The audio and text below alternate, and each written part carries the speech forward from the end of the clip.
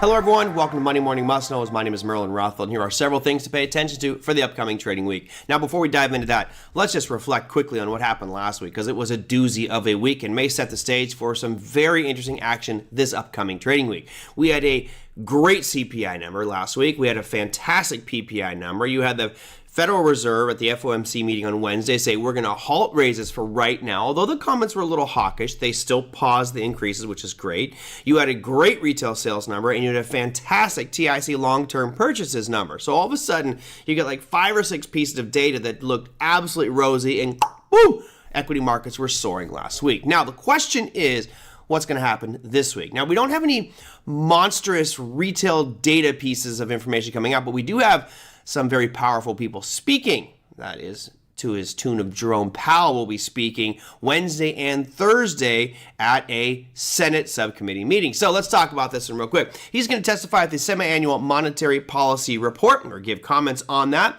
before the House Financial Services Committee in Washington, D.C. That's Wednesday and Thursday at 10 a.m. Eastern Time. Now, why is this so important?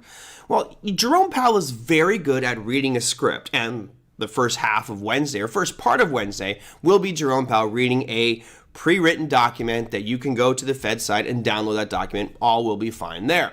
But then it may go off the rails because, as you know, Jerome Powell tends to have some problems when he's asked spontaneous questions. Well, after his pre-written testimony or statements, it's all going to be unscripted, unrehearsed questions. And that could be very, very exciting for our financial markets. So I expect a lot of volatility whenever Jerome is testifying. I would encourage you to actually try to watch this testimony. So if you do see wild swings, you'll know right away, because traders around the world will be watching Jerome Powell's testimony to see what he might say that was outside of the speech statements last week. So really exciting stuff here with Jerome Powell. But wait, there's more. Since he is the chief of the biggest central bank in the world, let's talk more about central banks, because there's some more announcements happening this week from other central banks. Namely, we go across the pond for both of those. We'll start things off with the Swiss National Bank. Now, the Swiss National Bank is way behind the U.S. in their rate increases, so no worry about them stopping at this point. They're only at 1.5. Expectations are that Thursday at 3:30 a.m. Eastern Time, that will jump to 1.75. So a 25 basis point increase expected for the Swiss National Bank.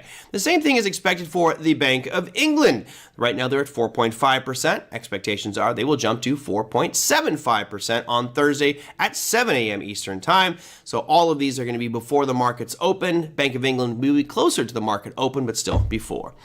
All right, our final thing here is going to happen on Friday, and this is a whole bunch of different items. It's about services and manufacturing. And given some of the great data that we saw last week, the services manufacturing industry may do rather well. So keep your eye on this data, which comes out for really the globe. We'll start things off across the pond with France at 3:30 a.m. Eastern Time. 15 minutes after that, Germany releases theirs. Then 30 minutes after that, you have the entire EU. Then we move to England, which will be at 4:30 Eastern Time. And finally, the United States at 9:45 Eastern Time will release their services and manufacturing data.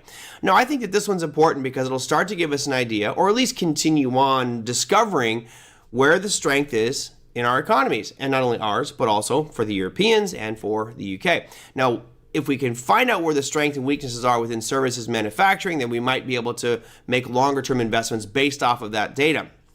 This week, really, these services and manufacturing numbers aren't the critical pieces that are going to drive the market, but it may add a little extra comfort to those of you who are bullish. And if the numbers come out really bad, it might even stoke some joy for some of you bears that may be out there right now. So that, my friends, is your Monday Morning Must-Knows. You got a lot to pay attention to the upcoming trading week. Really, it's all about Wednesday and Thursday with Jerome Powell. So I will see you guys next week. Take care.